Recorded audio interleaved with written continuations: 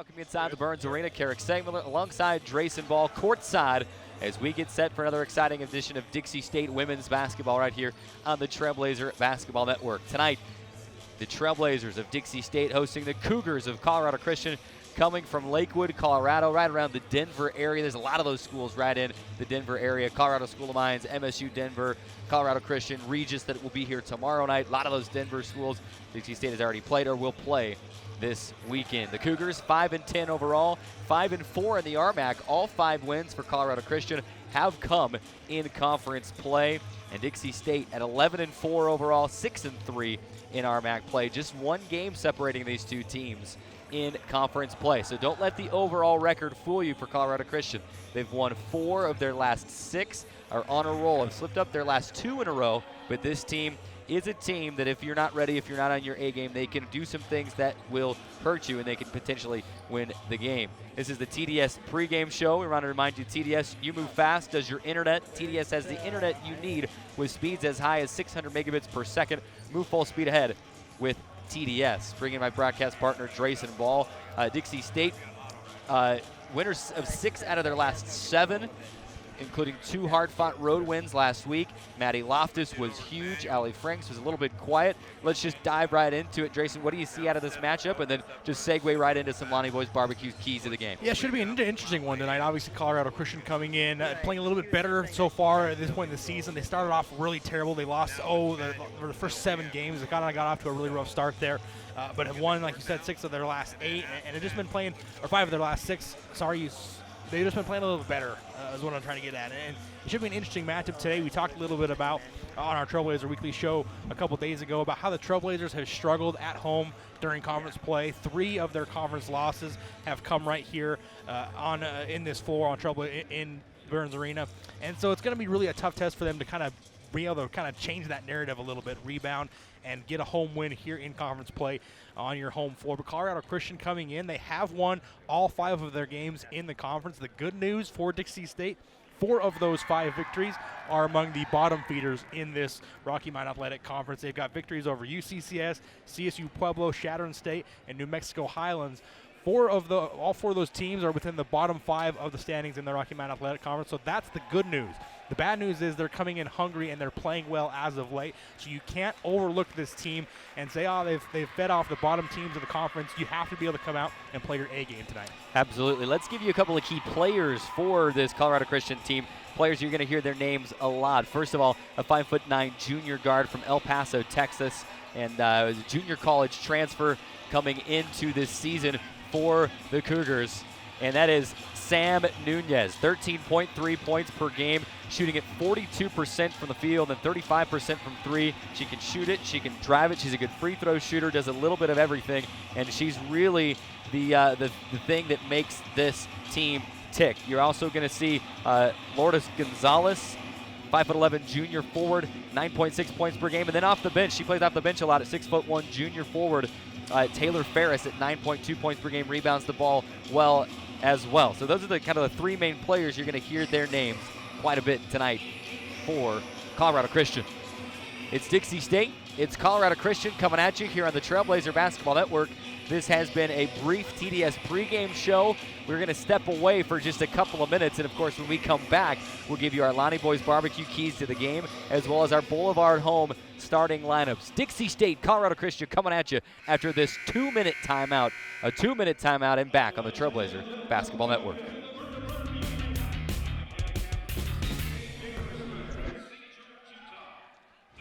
For over a century, Dixie State University has been shaping the Trailblazers of tomorrow by providing a culture of active learning, active life. With a paradigm of real-world experience mixed with cutting-edge technologies and rich traditions, we provide one of the most affordable educations in the West, set against the most stunning backdrop on the planet.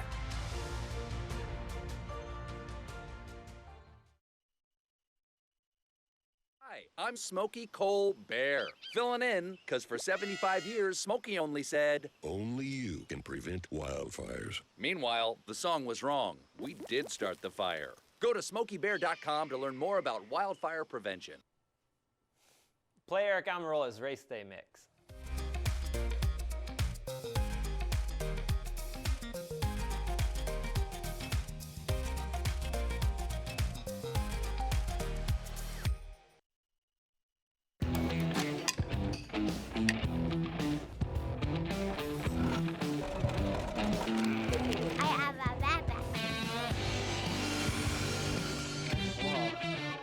所有人应该回到座位哈。3。Get our curve here. And there's the bottom. Does this one have more water?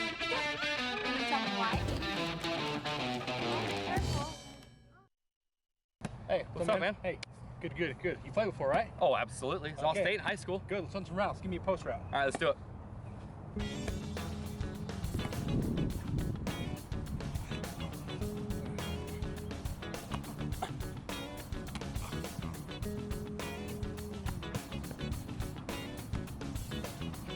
We may not always play good, but when we want to look good, we come to the Dixie State campus store. Located on the 2nd floor of the Gardner Center. We'll see you there. Back on TV, internet, and radio. It's Radio Dixie 91.3 FM. It's CEC TV, TDS Cable Channel 108, and it's internet, Dixie State Stretch Internet Portal. That's portal.stretchinternet.com/Dixie State. Let's give you our Lonnie Boys Barbecue's keys to the game before we give you our Boulevard Home starting lineups. And Drayson, I think you can look at this game and you can kind of look at what Dixie State needs to do for themselves. Offensively, defensively, not necessarily worry too much about Colorado Christian and what they're doing. It comes down to the defensive end for me. On our show the other day, you came up with your Drayson's Law. It was like the Lawler's Law. In the NBA, the first team that scores 100 usually wins the ballgame. 93% clip is what you told us. Dixie State offensively, that's 70 points. When they get to 70 points first, they are 9-0 this season. Well, you can look at that defensively as well. Dixie State is 6-0 this season when holding opponents under 60. And this is a Colorado Christian team that averages 58.7 points per game, so there's definitely an opportunity to hold this team under 60. You can go back through J.D. Gustin's 4-year career here. Dixie State is 17-2 overall when holding teams under 60. So I look for a tough, a stingy defensive effort offensively. These are my keys. I look for both Allie Franks and Maddie Loftus to be productive offensively. When those two contribute together, Dixie State's a hard team to beat. No doubt about it. I think it's really going to come down to that part of that side of the floor for Dixie State is the defensive. And this Colorado Christian team, their offense can go in long stretches without scoring. The last game out against South Dakota School of Mines, they went 10 full minutes, Carrick, without scoring a field goal. They only had one free throw in that 10-minute stretch, so their offense has a tendency to go stagnant at times. If the Trailblazers can play very well defensively and limit them on their offensive touches, they're going to have a good start to this game. For me, it's going to come down to home court advantage. Yes. You have to be able to take care of your home court here inside Burns Arena. They've struggled here so far, at least in conference play. You can't lose any more here at home. They've played very well out on the road. In fact, have not lost a conference road game so far this season. If you can combine that with the home court advantage that you should have here inside Burns Arena, you're going to set yourself up very well for that RMAC tournament at the end of the year. It's got to be home court advantage for Dixie State tonight. There you go, your Lonnie Boys Barbecue's keys to the game. Now it's time for your Boulevard Home starting lineups. First for the visiting Cougars. One change from their normal starting lineup as junior guard Olivia Christie. I did not see her warming up. I don't think she's going to play tonight. So they'll start like this. Sam Nunez, Lourdes Gonzalez, Brooklyn Hurlbutt, Marie Sungi, and then McLean Walker, 5'5" junior guard from Colorado Springs, Colorado, and Otero Junior College. For Dixie State, it's Pavlica, Stevenson, Loftus, Franks, and Stevens. Dixie State in the home whites, Colorado Christian in the road grays, and the Cougars will win the opening tap. It'll be McLean Walker across the timeline, moving left to right as we see it. You hear it inside Sungi. Has it stripped out of her hands and out of bounds, and it will stay with the Cougars. I think Sungi thought she had turned it over. She was jogging back the other way. Yeah, Lena Pavlica already getting her hands dirty, so to speak, in this game as she gets her hand in there to poke that one out of bounds. Inbound pass for Colorado Christian. They go right to their leader, Nunez. Swing it back left, Walker. Lobs it back out, Nunez. Top of the key, Sungi. And these Colorado Christian numbers are not super easy to see. Sungi spinning in the lane. The runner is short, and Dixie State cleans up the rebound. And Marie Sungi, 7.1 points per game. She can get to the rim whenever she wants to, but a good contest there by Chesney Stevens. 9:20 remaining first quarter. Pavlica, backdoor cut inside. Stevens lays it up and in with the right hand. And a beautiful backdoor pass there by Lena Pavlica to find Stevens as she was cutting to the basket and led her perfectly as she was able to get to the rim and lay it up over the front of the rim. Pavlica averaging 3.8 assists per game. Was not credited for a single assist at Chadron State last Saturday, and I'm just I'm not quite sure I believe that stat, but she has been so good distributing the ball this season. Colorado Christian with 8 to shoot. It's Sungi off the backboard. It's too strong and into the hands of London Pavlica. She'll race it up the side of the floor. Now centers it, swings it left side Stevenson. Inside is Stevens, mid-post left, getting inside. Throws it up with the right hand, too hard off the backboard. And the rebound cleaned up by Hurlbut. Yeah, good defensive stand there by Gonzalez. She stands at 6'1" as well with Stevens, so she was able to contest that shot. Hurlbut will hesitate and accelerates back into the lane. She lays it up and in from the right side. We are tied at 2. 8:25 remaining first quarter. Dixie State, Colorado Christian. The Trailblazers 6-3 in the conference. Colorado Christian 5-4. Two pretty good teams here tonight. Something's got to give. Franks has it knocked out of her hands, and it's taken away by the Cougars, and then Franks will commit a frustration foul. It'll be Brooklyn Hurlbut with a steal, and Franks with a foul afterwards. Yeah, it was Marie Sungi who kind of came off of her responsibility, and then she kind of poked that ball away from Franks, and you see there, picked up there by Hurlbut, and then Allie Franks commits the foul. But a good job by Marie Sungi to kind of come off her offensive responsibility and get her hand in there to poke that one away. Playing Walker to the left side, and Sungi. Left elbow, now into the corner. Hurlbut driving the end line, reverses from left to right, and she'll lay it up and in. 4-2, CCU takes its first lead of the night. And just like that, Brianna Moyai is up off the bench to check in. Trailblazers with possession first though. Dixie State trying to tie this game up or take the lead. Loftus for 3. The reigning RMAC Offensive Player of the Week misses that 3. And here come the Cougars up the other way. It's Nunez. Stops in the right corner. Swing it to Gonzalez. A left-handed runner too hard off the glass. And Allie Franks cleans it up. Ahead to Pavlica, quickly to Stevenson. Stop and shoot 3 left wing. Same thing. It was like a carbon copy of Loftus 3. And it goes over the rim and into the hands of Colorado Christian. And Trailblazers missing badly on back-to-back three-pointers. That's been one of the keys for them is how well they shot the three-pointer this year. The Cougars to Gonzalez. Into the paint, stutter step, layup with the left hand, and a little bit of contact, and a whistle will come in favor of Lourdes Gonzalez. She'll get the bucket and the harm as the foul is called against Chesney Stevens, her first. Yeah, nice up and under move here by Lourdes Gonzalez. She pump fakes up by her right hand, and then she dips underneath with that right foot and gets Chesney Stevens on her backside. She goes up with the left hand. Stevens has to come over and fouls her with her hand, with her on her arm. Gonzalez is 60% free throw shooter. She'll try to complete the three-point play, and she will. She's got 3, and it's a 7-2 advantage for Colorado Christian with 7 minutes to go here in the opening frame. Trailblazers will play from behind here. Allie Franks, her first field goal attempt of the game is good, and that is a good sign for the Trailblazers.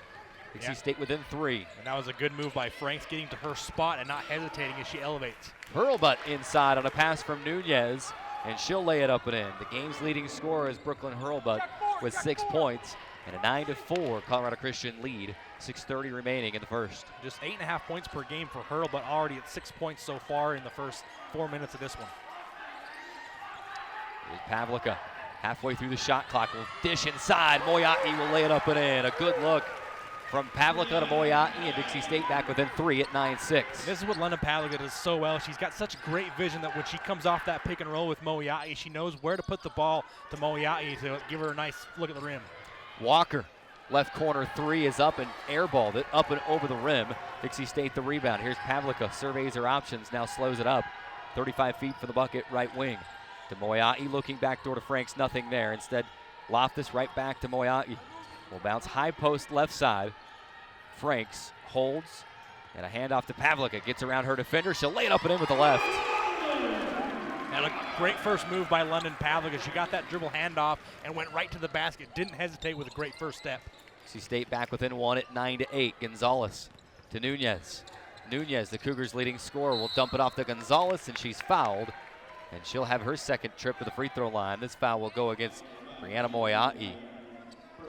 Stevens picked up a foul before she left the game. Moyai's got a foul inside. Clearly, Lourdes Gonzalez, 5'11", junior forward from Mexico and played at Snow College.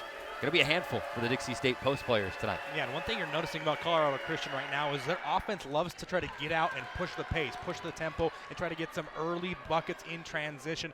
That's kind of created some problems on that one, kind of a delayed fast break, but Nunez was able to penetrate, get into the lane, and dish off to Gonzalez, who drew the foul.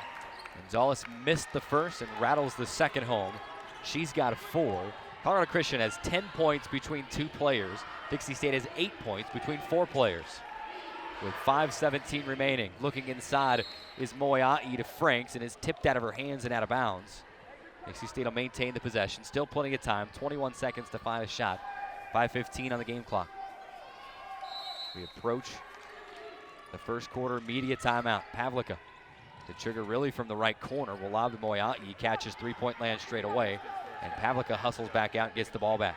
Hand off to Franks. She'll try a 3 left wing. It's off the left side. Nearly got lodged between the glass and the rim, but it rolls off into the hands of Sungi. And here's Colorado Christian. Swing it left side to Nunez. She'll dribble to the center of the floor. Now to Sungi.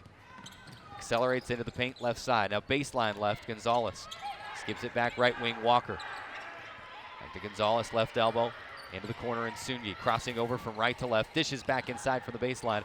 They'll kick it out. Walker is open. Pump fake. Has to put up a 3 with 2 on the shot clock. Off the right side of the rim, and it's tapped around and into the hands of London Pavlica. And not only did London Pavlica get her hand in the shot's face, or the shot to face of the shooter, she got the rebound on that one as well. Pavlica will try a 3 the other way. It's short, and it pinballs in the paint and into the hands of Sungi. And here comes Colorado Christian. Nearly a full minute past the under 5 media timeout. And Dixie State trailing 10-8.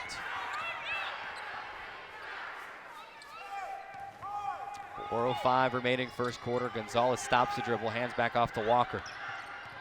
Colorado Christian being really deliberate offensively the last few possessions. Gonzalez skips in the lane and gets it to go. A fadeaway jumper, baseline right side. And she's got 6. Yeah, that's a tough shot, going to your right and then fading away as your right-handed shooter. That's a tough shot to make, and she gets it to go there. 12-8, Dixie State trailing by 4. Trailblazers 44% from the field. Colorado Christian 50% from the field. Backdoor pass looking inside to Loftus, and Colorado Christian was ready for it, and it's stolen away. And a pass ahead to Hurlbut was wide open, but Franks got back. But Hurlbut still able to lay it up and in on the left side. She's got 8, and it's a 14-8 Colorado Christian lead with 3:17 to go in the first. And once again, the Cougars getting out in transition, getting an early look at the basket, and Hurlbut there converts with the left hand. Pavlica kicks to the right corner. Stevenson catch and shoot 3, in and out, halfway down, and it popped out. McLean Walker the rebound for the Cougars.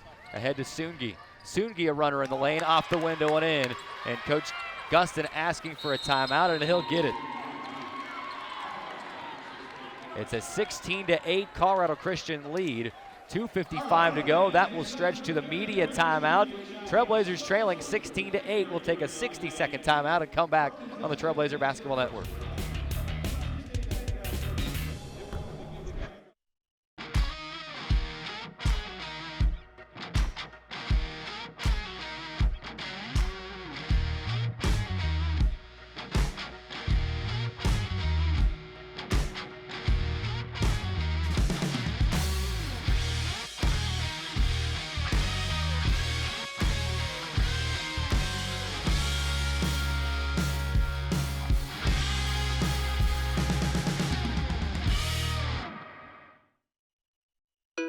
When Southern Utah thinks of home furnishings, they think of Boulevard Home.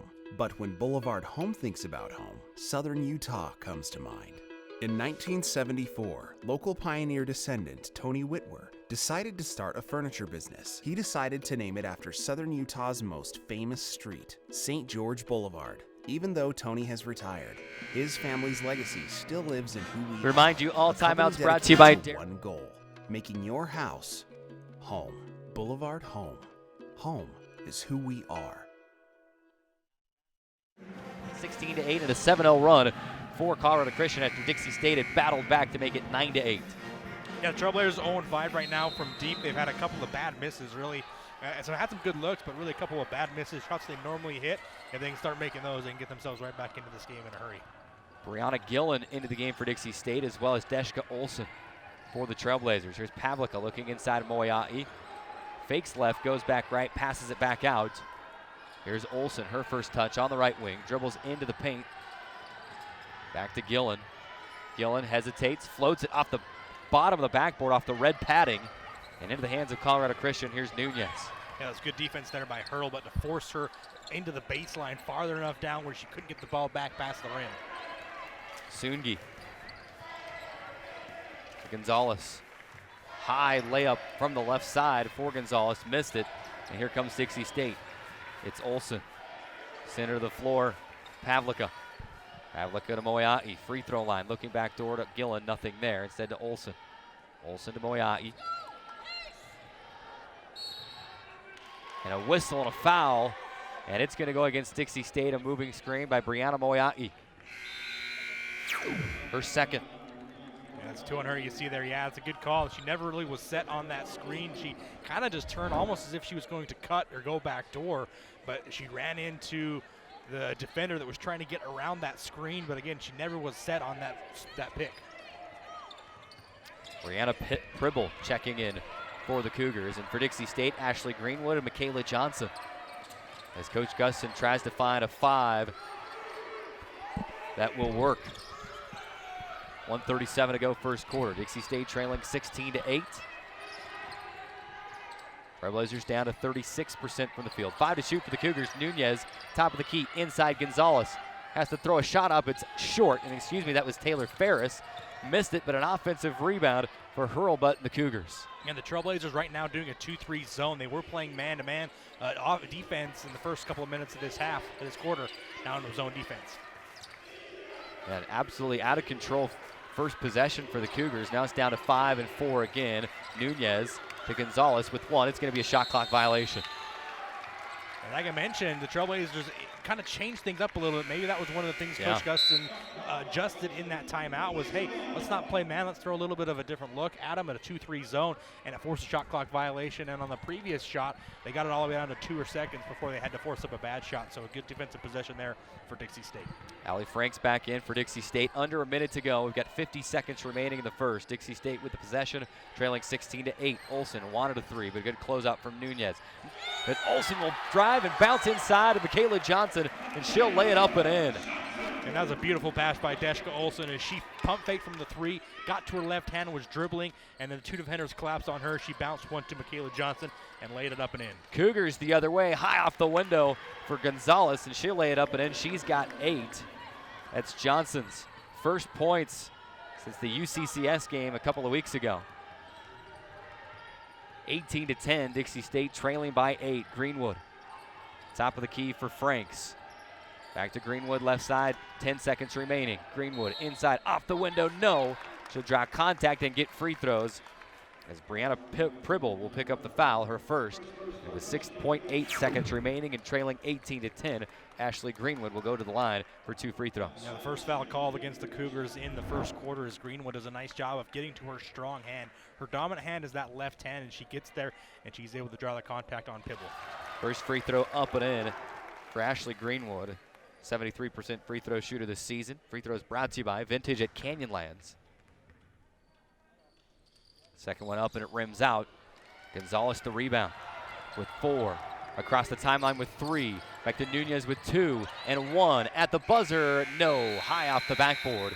And that will do it for the first 10 minutes of basketball. Dixie State trailing 18-11, shooting 41% in the first quarter. Not terrible, but Colorado Christian 50%, and the Trailblazers trail by 7. 60-second timeout and back with the second quarter on the Trailblazer Basketball Network.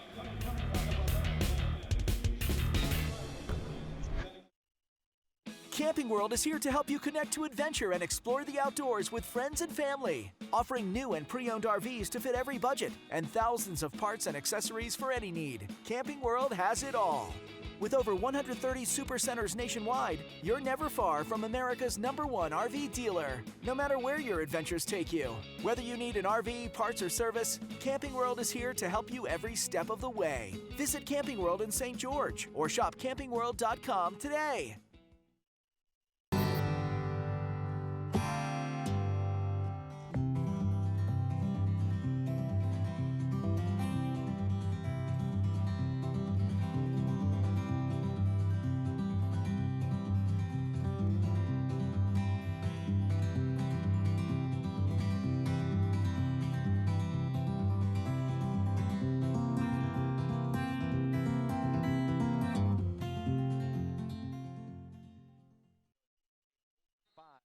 three-point range. And like you said, a lot of them haven't been close. Dixie State trailing 18-11, and we'll have the first possession of the second quarter. We'll reset the floor for you here in just a moment. Inside to Johnson, and she'll score it off the window. You get the feeling that this could be a game where Michaela Johnson really makes her mark, as they have no answer for her inside of the post. That's absolutely correct. They only have one player right now that plays a lot amount of minutes that's over 6 feet tall. That's number 1, Taylor Fair. She's not in the game right, or she is in the game right now. That just played the last few minutes of the first quarter, did Ferris. Here's Sungi with Dixie State trailing 18-13. To Pribble, right wing 3, and she'll rattle it around and in. The first made three-point shot of the game for either team. And it's 21-13, an 8-point lead for Colorado Christian. Brianna Pribble, one of the better three-point shooters on the team, 31% from range. Only one of 2 players more than 30% this season. Dixie State going right back inside to Michaela Johnson.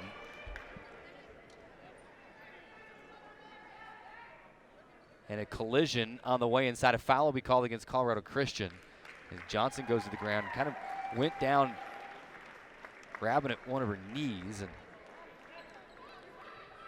she's back up and okay. You can hear Coach Gustin just, hoping, praying, come on, come on, come on. You hope she's okay. There's been a couple different injuries on this Dixie State squad that the Trailblazers have not experienced over the last few years with Coach Gustin being here. Coach Gustin asking whether it should have been a shooting foul or not. They say no. Foul is called against Ferris. So Dixie State will have it. Baseline right. Greenwood will bounce inside to Johnson. And she's fouled again by Ferris. So Taylor Ferris, that's big, will come in and pick up 2 quick fouls. Within 2 seconds. Within 2 seconds. Inbound pass again. Here's Deshka Olsen off the side of the backboard, gets her own rebound, misses the putback, gets her own rebound the 3rd time, and is stripped out of her hands. And here come the Cougars. Yeah, that was an unfortunate mistake for Dixie State, not capitalizing on that open look underneath. Another 3 from the right wing for Pribble, and she knocks it in. She's got 6 points, and it's a double-digit lead, 24-13 for Colorado Christian with 8:38 to go until halftime. Dixie State has its work cut out for it early in the second. Greenwood yo-yos inside. She'll lay it up and in with the left hand. She's got 3. With a 24-15 Colorado Christian lead. Sungi kicking to the left side. Pribble again. This time from the left wing. A 3-pointer. 3 for 3 from the outside is Pribble. And it's a 27-15 Colorado Christian lead. And just like that, she now becomes the leading scorer for this team with 9 points on 3 made threes. My, oh my. Greenwood the other way. Has it stripped out of her hands. Ball is loose. And is the foul going to go against Colorado Christian? I think it is. It'll be McLean Walker holding Greenwood on her way to try to pick up the loose ball. Back into the game for Dixie State. A couple different substitutions. Chesney Stevens back in. And Kesley Stevenson. So on the floor for Dixie State, it's Stevens, Stevenson, Franks, Greenwood, and Loftus. Quick pass to Allie Franks, and she'll bank it up and in from the right side, about a 10-footer. And she's got 4. Lead back down to 10, 27-17. For Dixie State defensively, now you've got to step out on Pribble. She's hit 3 already. You can't play off her anymore. I think that's exactly why you've got Kesley Stevenson back into the game. Getting some length, athleticism back on the defensive end. Here's Walker. Path cut off. Pass is tipped, but Dixie State not able to get the loose ball. 5 to shoot. Here's Walker. 3-point land straight away. Bounces to Gonzalez with 2, and with 1 she traveled. At that point, it was either going to be a travel or a shot clock violation. She just was not going to get a shot off, and Dixie State will get it back, and that's how you start it. Got to start a run, and you force a turnover on the defensive end. Yeah, it's just got to be 1 possession at a time. Right now you're down by 10 points. I mean, it's not insurmountable. Obviously, you've got a lot of time to play. You've got to get stops defensively, and then just take it 1 possession at a time offensively. 27-17, Dixie State trying to fight back into this thing, trailing by 10. Greenwood inside, forces one high off the backboard, and it misses everything. Colorado Christian the rebound. Quickly get it up to Pribble. She wanted a 3, but a good closeout from Loftus. Here's Sungi crossing over to the left. She gets inside and runs over Chesney Stevens. But Stevens looked like either she wasn't set or was in the restricted area, and will pick up the blocking foul, her second. Well, I think she was definitely set. It has to be that she was in the restricted area. We're going to look at it here. Yep. You see that left heel just on that restricted area line. Otherwise, it would have been a good charge drawn by Chesney Stevens, but that left heel came down on that line, which makes it an automatic blocking foul. 27-17, Dixie State down by 10. The first free throw from Soongi is up and in.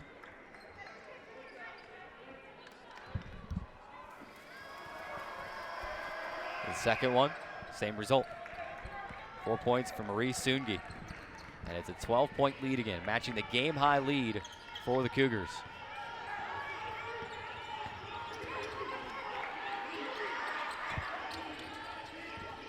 Pass inside, and a whistle and a foul.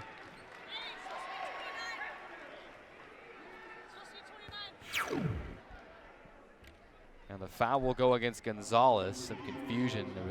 They put an extra point up on the scoreboard after the last free throw. Now they got it sorted out. 29-17 is the lead for Colorado Christian. Trailblazers have it with 20 to shoot. Loftus inside, floating with the left, and it just wouldn't stay down. Yeah, that was a great move. Just a tough break for Loftus as you can't get that one to go. Colorado Christian quickly the other way. Gonzalez wanted Walker, but good defense from Greenwood. Forces it back to the right side to Soongi. Soongi gets into the paint, stops, sees it, she's open, takes a 10-foot jumper, and it rattles out. Surprised that she was so open. Dixie State the other way. Greenwood splits two defenders, lefty layup, no. Offensive rebound, Stevens gets to the right side and misses. Gets her own rebound, kicks it out, Stevenson for three. High arcing three off the right side, no. Offensive rebound, Stevens, and she's fouled. Going to the bucket, 2 free throws coming for Chesney Stevens. Yeah, what an effort from Chesney Stevens. She got a couple of offensive rebounds on that possession, and she was working hard down there. That's what the Trailblazers need right now, to be able to get some high energy plays like that. And you see as she skies up for this one, tries to get to her left hand and draws the contact on Soongi. She'll go to the line for 2 free throws. Dixie State 0 for 7 from downtown, and Stevens will miss her first try from the vintage at Canyonland's free throw line. In case you're wondering, it's been 150 games since the Trailblazers have not made a 3 in a game. Stevens rattles the second home. She's got 3, and the lead down to 29-18. Into the game for Colorado Christian, it's Kayla Cluley. And one thing to keep an eye on for Dixie State right now, already in the bonus for the rest of this period with over 6 minutes to go. If they can exploit that and get to the free throw line and get a few easy looks, you never know. You get some good shooters to get to the free throw line, see the ball go through the net, you get yourself into a rhythm. Absolutely, that's how you get out of a slump. What the great players do. Soongi will lead for Cluley. Over to Walker, left side, and Pribble. Pribble gets a screen and goes pick and roll inside for Hurlbutt. She'll pass to Soongi though, baseline left, back to Hurlbutt, 15-footer left side, rims out, and Greenwood chases down the rebound. Dixie State starting to get a few stops right now as turns it over. Taken away by Walker, and then stolen right back by Ashley Greenwood. Greenwood will pass it down the court. Tally Franks, mid-post left side, and they're going to stop play because the shot clock was not right. I guess they're going to say that one of the teams never had full possession of the ball in that exchange. I thought she said 24. We got 26 on the shot clock. London Pavlica back into the game. Michaela Johnson back into the game. Yeah, they did say 24. Now they get it down there. That was just a bizarre series of events. Well, it all started with Greenwood almost double dribbling. Yeah, almost double dribbling. She couldn't pick it back up, and it went right into the hands of a Colorado Christian defender. And of course, Greenwood stole it back, and then the rest was history. Johnson, free throw line jumper off the left side. McLean Walker the rebound for CCU. Yeah, that's a little bit out of her range right there. Love to see her take the size advantage and try to get to the basket. 5:05 remaining second quarter. Dixie State trailing 29-18. Colorado Christian off to a great start, shooting 52% from the field. Soongi down to 10 to shoot for the Cougars. Left open, a deep 2 straight away, and she knocks it in. 6 points for Marie Soongi, and a 13-point lead. 31-18, and the media timeout coming on the next whistle. A pretty balanced scoring attack right now for the Cougars. 9 points from Pribble, 6 from Soongi, and 8 from each Hurlbutt and Gonzalez. Pavlica inside to Michaela Johnson. She spins to the right, lays it up and in again. Keep feeding her. 31-20. Dixie State within 11, and Johnson's got 6, all from that right block. Pribble will drive inside. Too much on the layup, and into the hands of Allie Franks. Franks quickly to Pavlica. Dixie State wants to push it. Pavlica across the timeline. Hesitates, leaves for Franks. Passes up a 3, instead drives inside. It's knocked out of her hands. Boy, the Cougars good at knocking that ball loose. A deep 3 right wing for Loftus off the right side. And the rebound is CCU. Christian trying to slow up the pace a little bit of this game as Dixie State was trying to get some momentum back on their side. But another miss from 3 from Maddie Loftus. Walker. And the Cougars set it up. Sungi. Sungi spinning, floating from the left side and scoring. Everything for the Cougars right now. You put it up, it finds its way through. Yeah, Dixie State just has no answer right now defensively. This is kind of getting the feel of that UCCS game where one team is just hitting everything and the other team is not. Franks trying to split 2 defenders. Knocked out of her hands, but she regains. Stevenson to Loftus. Loftus back to Kesley. Now to Pavlica. Traveled. Faked right. Went back left. Took steps before she put the ball on the floor. And it's a 33-20 Colorado Christian lead with 3:08 to go in the second. That'll take us to the under 5 media timeout. Can Dixie State avoid the same fate that they suffered 2 weeks ago here against UCCS? We'll find out after this 60-second timeout on the Trailblazer Basketball Network.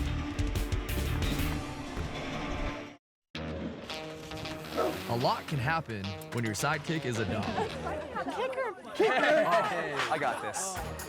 That's why I use Zelle in the Mountain America app. It makes sending and receiving money fast and easy. So Kicker and I can keep the adventure going. Zelle is now in the Mountain America mobile app. Quickly send and receive money from almost anyone with a bank account in the U.S. Kicker, my sleeping bag. I've got this. All with the convenience and security of the Mountain America app. There is a place where looking out means looking in, where an impression lasting only a few seconds will be imprinted on a life forever, where courage is forged and innocence rediscovered, where remembering is rewarding and forgetting unforgettable.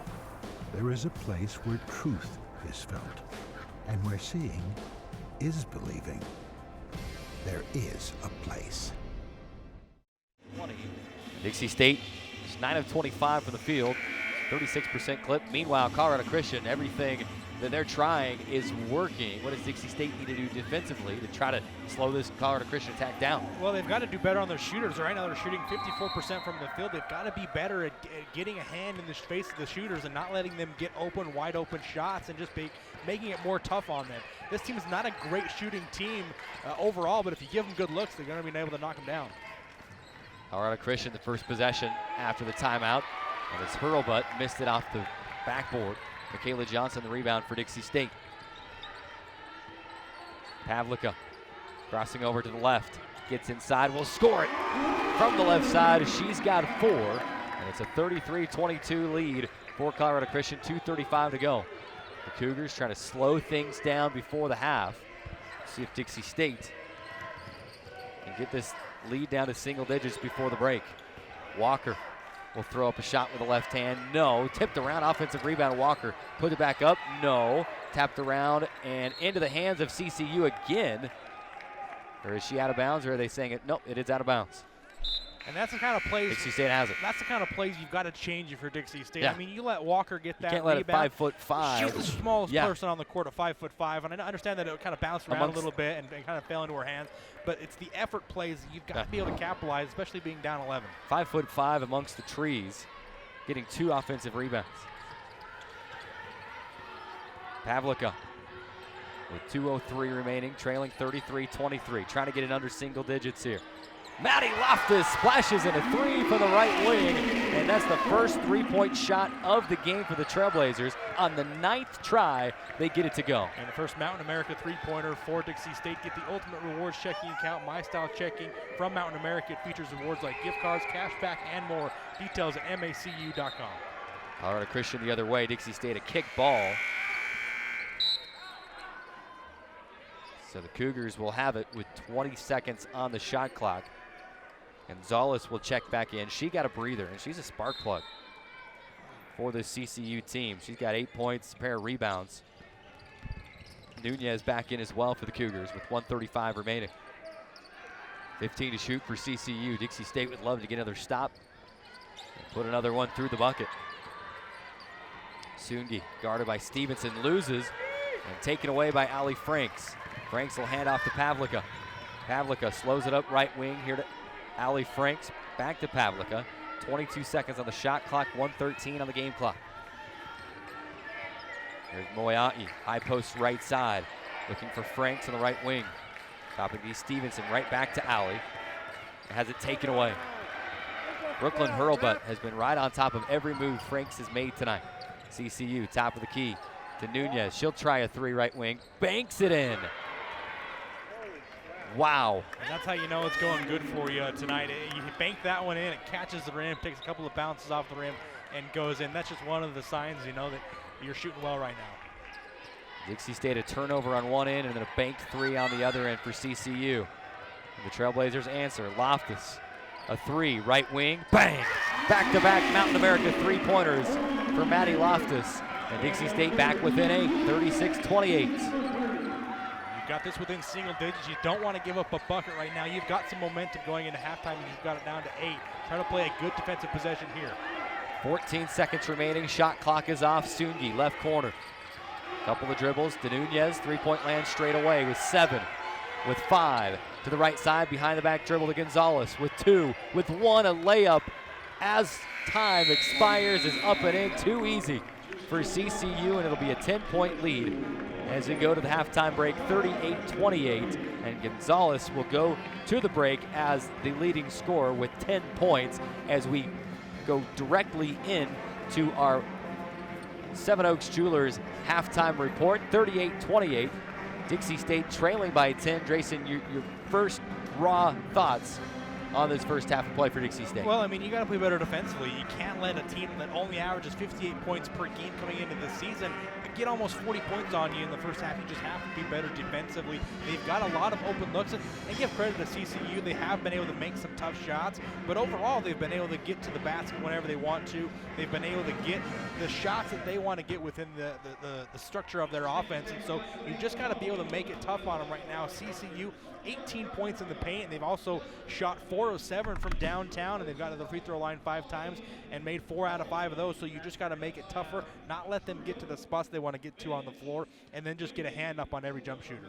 Of course, Dixie State 2 of 10 from the outside. If you make 3 or 4 more of those, it's a whole different ball game right now. So Dixie State, they'll heat up in the second half, and I think they'll be okay. We'll see what they draw up in the locker room. Before we go to break, let's take a look at our first half highlights here on the TV side. And Dixie State, it was a great backdoor look inside to start this thing. You thought, oh, here we go. It's going to be a great start. It was Stevens laying it up and in. Allie Franks hit her first shot, but still been playing from behind most of the second half.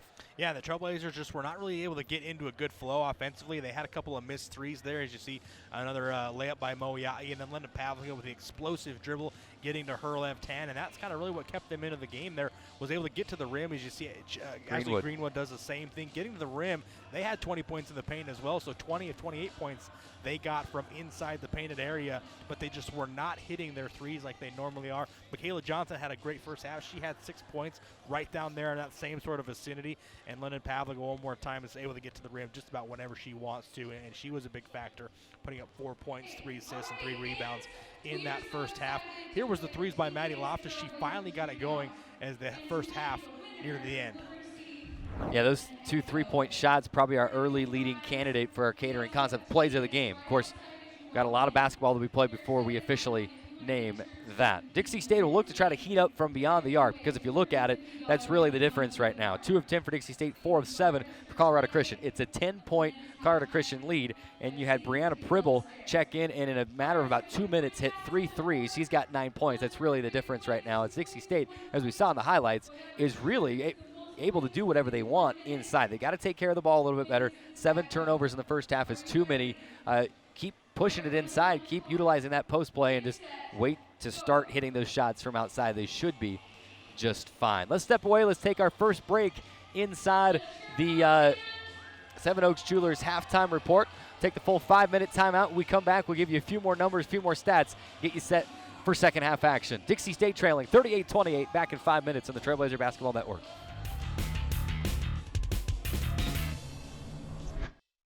Bobo, do trees tell each other stories? I'm sorry. I'm afraid I don't know that. Hey, why don't we go find out? Listen. Can birds draw pictures? I don't have an answer for that. Dad, do stars visit their friends? Look!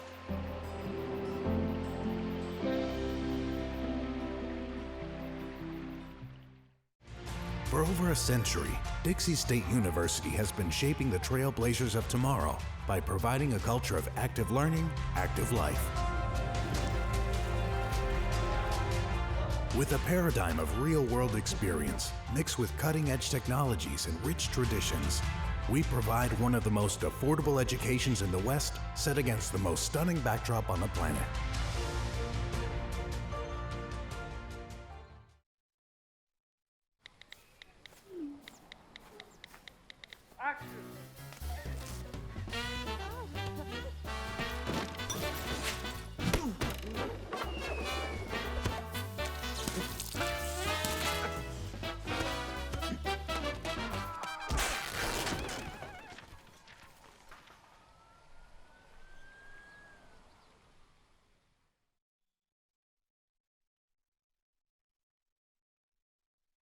Where do you find the titans of classical music in St. George?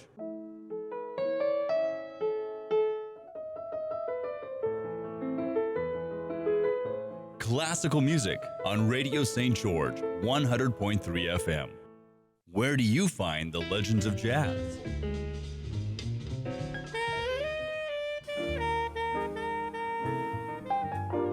Evenings on Radio St. George, 100.3 FM. Radio Dixie 91.3. We don't play that. Nope, not that. A big fat no there. That's what we play. And stuff like that. On St. George's only alternative, Radio Dixie 91.3. Oh, and from 9 till midnight, we play this. I need a one dance. And this. Radio Dixie 91.3 FM.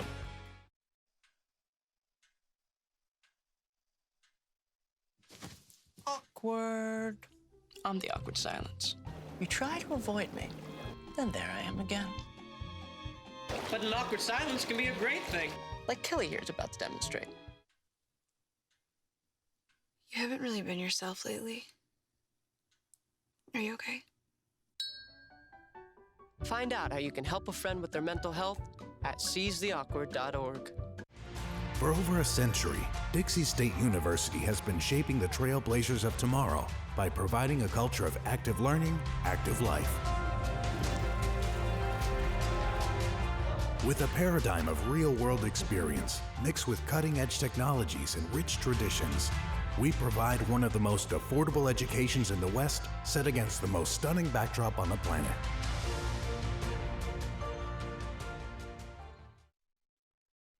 Hey Bobo, do trees tell each other stories? I'm sorry. I'm afraid I don't know that. Hey, why don't we go find out? Listen. Do clouds take naps? I couldn't tell you. Dad, do stars visit their friends? Look!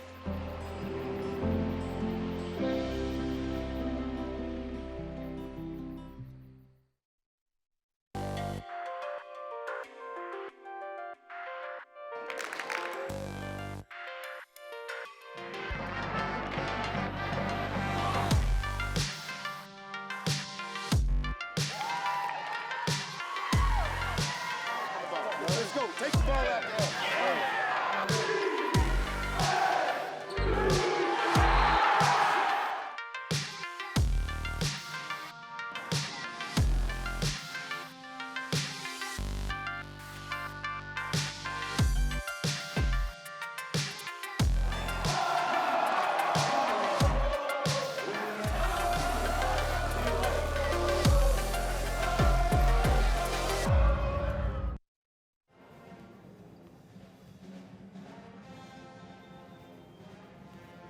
North. Seven Oaks Fine Jewelers is your one-stop shop for jewelry in St. George, Utah. Custom engagement rings, wedding bands, diamond earrings, custom laser engraving, and much, much more. I hope my wife's not listening right now. She's going to want a new ring or a necklace or something if she hears that live read. But we appreciate Seven Oaks Jewelers, one of our wonderful Dixie State athletic sponsors, and for sponsoring our halftime report. And right now, Dixie State a 38-28 deficit. And we mentioned it during the first half on the broadcast. We talked about it off the air. And it just has that same vibe and almost that same feel as that UCCS game 2 weeks ago, where you come in here on a Friday night and a team that you feel like you should be able to compete with and even be leading at this point, and you're trailing by double figures. So let's see if Dixie State can come out with a little more energy and take a little bit better care of the ball and get some shots to start falling. I know that's one thing you can't really control, but some of those shots were not close in the first half. So Dixie State has got to settle down, calm down, don't force it. Make sure you're taking good looks, and they'll start falling for the Trailblazers. And one thing I would say is that I'd love to see them keep pushing it inside, because CCU has really had, defensively, not a lot of answers for Dixie State inside. The Trailblazers have scored, like you said, 20 points in the paint and have only attempted 4 free throws. So get in there, and whether it's London Pavlica or Ashley Greenwood or Michaela Johnson, get in there and score, or if at the very least make them foul you and get to the free throw. And you mentioned that in the first half. That's how you get back into a game sometimes. Make them foul you, get to the free throw line, and turn it around that way. Yeah, from the time that I said that they were in the bonus, they didn't go to the free throw line once in the final 6 minutes. And so that would have been a scenario where you could have really kind of tried to pound it down low, force them to either foul you or give up an easy look at the rim, and they just didn't do that very well in the final 6 minutes of that second quarter. However, Dixie State right now, they just need to do a little bit better in all facets of the game. They've turned the ball over 7 times, which isn't terrible at this point. You may want 1 or 2 less. Obviously, less is more as far as the turnovers go. But Colorado Christian has converted those turnovers. They've scored 10 points off Dixie State's turnovers. That's been one of the reasons why they've been able to get out to this 10-point lead at halftime. They've converted on the mistakes by Dixie State. They've also had 4 fast break points. The Trailblazers do not have a single fast break point right now. So as I mentioned, Colorado Christian loves to kind of get out into that early offense and put pressure on the defense, and they've been able to get some fast break points. And when they haven't been able to convert those, they've been able to get to the free throw line and just kind of put other kinds of pressure on the defense, and got some open threes to go down for them as well. But the Trailblazers out-rebounding right now Colorado Christian, and I think right now you're playing a little bit better interior game. Like you mentioned, you can get to the rim whenever you want to right now. And their best defender down low, their biggest defender really, is Taylor Ferris. She's 6'1", and she's already got 2 fouls right now. So in about a 2-second span of game time. Exactly. So no one else. I mean, the next tallest person that gets a lot of minutes, there's a 6'3" Kayla Cluey down here, but she only averages about 7 minutes per game, so she's not what I would consider a regular. But Lourdes Gonzalez stands at 5'11", and Brooklyn Hurlbutt is 5'10". So if you get Michaela Johnson and Chesney Stevens down there who are 6'1", 6'2", 6'3", you have a real height advantage down low underneath. And so you got to try to exploit that if you're Dixie State, and then you just got to get some 3-pointers to fall. Really, when you look at the stat sheet of the first half, you look at it and you go, how is Colorado Christian up by 10? Dixie State is leading the rebounding battle. They're shooting 42% from the field. Not a bad clip. I mean, you'd love to be a little bit higher, a little closer to 50, but you'll take that. It's the 3-point shooting. Like we mentioned, Dixie State is a team that relies on the 3, and Colorado Christian has hit 2 more threes than Dixie State, and an extra field goal more than that, and a couple more free throws. And that's really what it is. The shots will start falling. And for me, and I don't want to put pressure on any one player, but I think as a senior leader of this team, I think Allie Franks has got to take over. She was pretty quiet on the trip last week. 4 points in the first half, 4 rebounds. She did turn it over 3 times. It's almost as if Colorado Christian, which I'm sure this is what's happened, has broken it down on the tape. They know and they can anticipate what Allie Franks wants to do when she drives inside. All 3 of those turnovers were tips and steals as she tried to drive inside. And just look for her to be the senior leader to come out. Dixie State, when you look at it, is 4-1 overall when Allie Franks is your leading scorer of the season. They're 5-1 when Maddie Loftus is the leading scorer. So between those two players, your two seniors on this squad, Loftus has 6. She came on, she hit a couple of threes. Franks has 4 points. You've got 10 points between the two of them. I really look for those two players to make a big difference here in this second half and to step up and be senior leaders and be vocal about it and say, look, this is not how we're playing this game. We're going to win this game. We're not going to lose at home, and expect both of those players to have a big second half. I look for London Pavlica to continue to get to the bucket. She's a distributor, but we've seen her in her 2 years here now. She can get to the bucket almost any time she wants to. She's got that quick first step of burst. She can get around almost any defender. Would love to see her get to the bucket even more. And I'm interested to see what Michaela Johnson has done. She doesn't play a ton of minutes per game, but her minutes tonight have been really effective, and this could be her breakout game this season. I mentioned in the first half.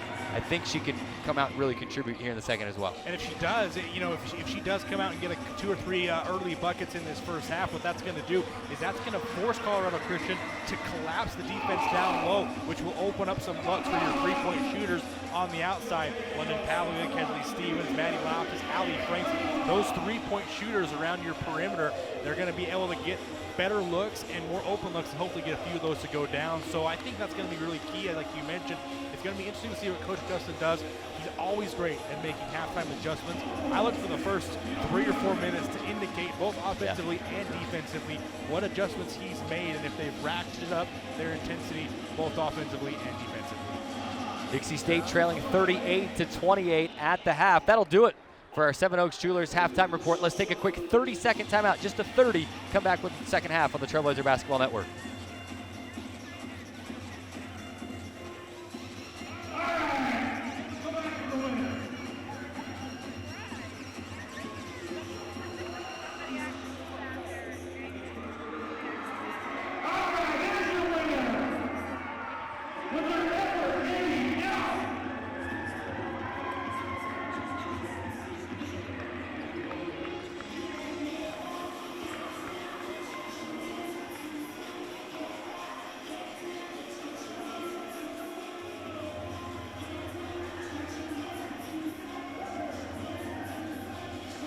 Back inside the Burns Arena. Carrick Segmiller, Drayson Ball with you. I want to give a shout out to our CEC TV crew while we can for all they do. I mean, they're here setting up a couple hours before the game. They're here late waiting for us to get off the air. They do a lot for us. Also, Martin Kelly back in the Radio Dixie 91.3 FM studio. Shout out to all of them who make these broadcasts possible, and all the students. And that'll do it, of course, for our Seven Oaks Jewelers halftime report. And into the second half we go. Dixie State trailing by 10, and they go right back to Hurlbut, does CCU, and gets the first bucket of the second half to extend the lead to 40-28. And if you're Dixie State, I mean, that's the shot you want to force them. I mean, it went in for Hurlbut, but she was fading away, kind of almost a hook shot. That's the one you want to force, and just fortunate for them, it went in. Dixie State trailing by 12. Here's Frank, stops at the free throw line to Loftus. Loftus to Pavlica, pump fake, inside. Stevens off the window and in with contact. Chesney Stevens gets it to go. Go ahead. Once again, sorry talking over you, Kerr. Once again, we see that they're trying to exploit their down low, working on Gonzalez. That's her second, so now you've got both their bigs that operate down low in some foul trouble. Gonzalez with 2 and Ferris with 2 as Stevens makes the second free throw. Free throw up and in for Stevens. She's got 6. So 3 Dixie State players with 6 points now, and it's a 40-31 Colorado Christian lead with 9:08 remaining in the third quarter. Gonzalez to Hurlbut. Both teams going with the original 5 starters. Hurlbut throws up a shot. At the same time, Soongi hits the deck. Kesley Stevenson has a look of bewilderment on her face right now. I think she thought that was going against her. It's going to go against Allie Franks. And I don't know if it was anything more than that. Couldn't have been against Allie Franks. Allie Franks was 5 feet away in the lane. I mean, they're calling it on Allie Franks on the shooter. The action that Kesley Stevenson and the Colorado Christian offensive players that were on the ground had nothing to do with the foul call. Wow, they got Allie Franks on the arm. Gotcha. Let's roll that again if we can. First free throw is no good. I don't know what I'm looking at. Second free throw, missed both of them. Dixie State will get the rebound.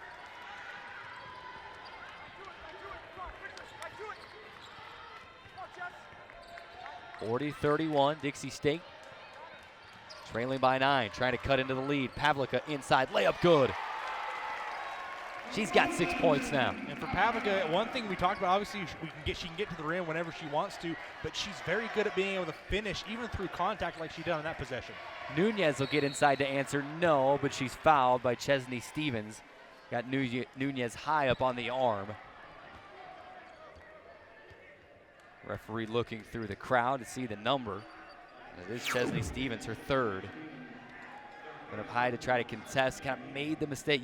You know you got to go up straight, but you're fighting off that natural tendency to want to bring the arm down and try to swat the ball away. And that's what she did, and she got Nunez on the arm, makes the first free throw. 4 points for Sam Nunez. She's the leading scorer for this team with just over 13 points per game and kind of held quiet there in that first half. Hopefully that can remain Dixie State's focus as she misses the second. It's the second free throw, Dixie State the rebound. Yeah, her only field goal of the first half was that banked three.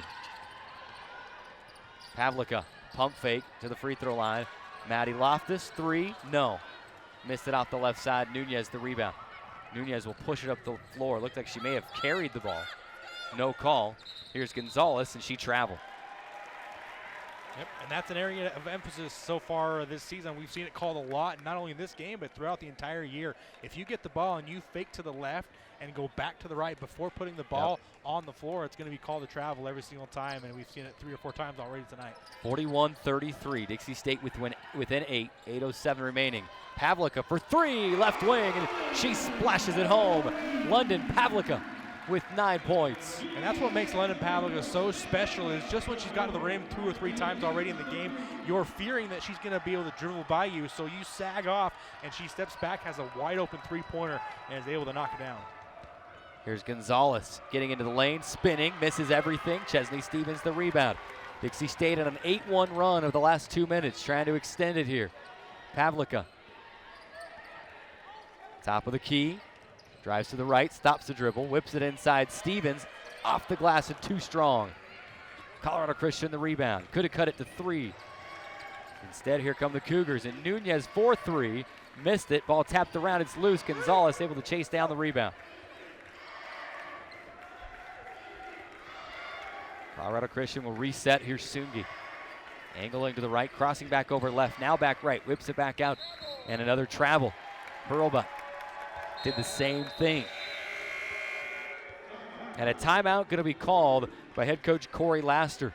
Wants to talk some things over. Dixie State within 5. We've got a game on our hands. 41-36. It's a media timeout. 7:06 remaining. Back in 60 on the Trailblazer Basketball Network.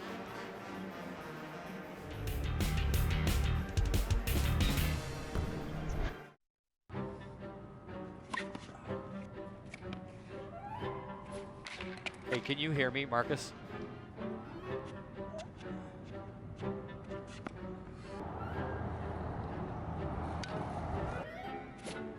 No, I don't actually. No, I'm not busy right now. Yeah, I can talk.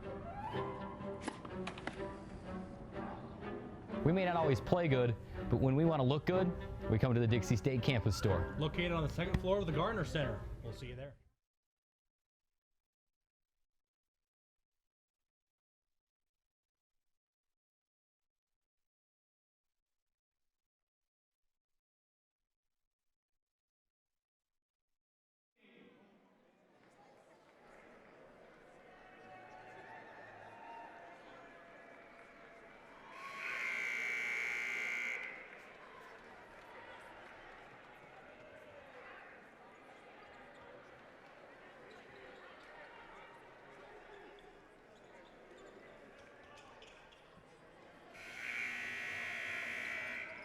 And Pavlica was able to hit a 3 as well, so Dixie State starting to execute a little bit better offensively. And not only that, Dixie State didn't have any points off of Colorado Christian turnovers in the first half. They forced 2 turnovers in the third quarter and 5 points off turnovers, the 3, and then the layup there by Chesney Stevens earlier. 41-36, Dixie State within 5. Franks, a right elbow jumper, rimmed out, was wide open, so she had to take it. Colorado Christian the rebound. 6:44 remaining.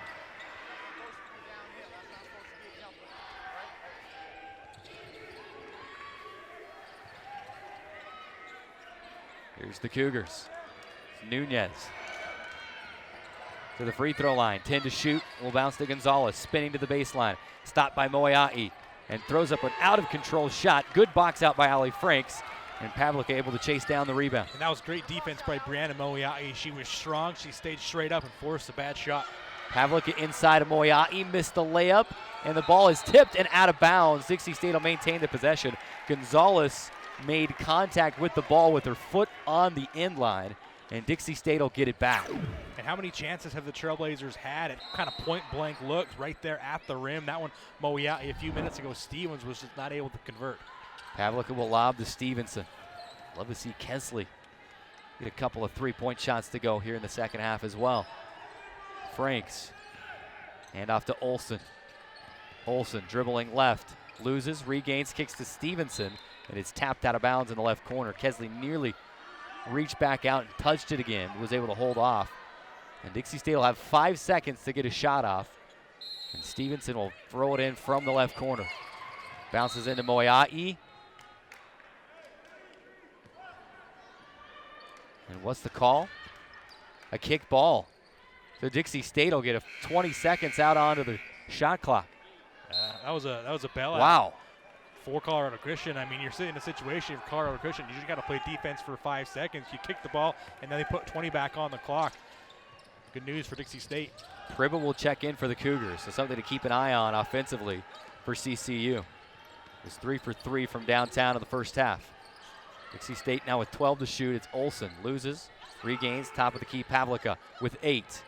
Gets a screen, drives left with 5. Floats it, a fadeaway left side, and she's feeling it. 11 points for London Pavlika. Dixie State finally gets past the 5-point mark. And here's Pribble, left wing, in and out, missed it. Offensive rebound, Hurlbutt. So finally you get a miss from Pribble, but an offensive rebound for the Cougars. They reset. 41-38, Dixie State within 3. Outscoring CCU 10-3 here in the third quarter, and a whistle and a foul as the shot clock winded down under 10.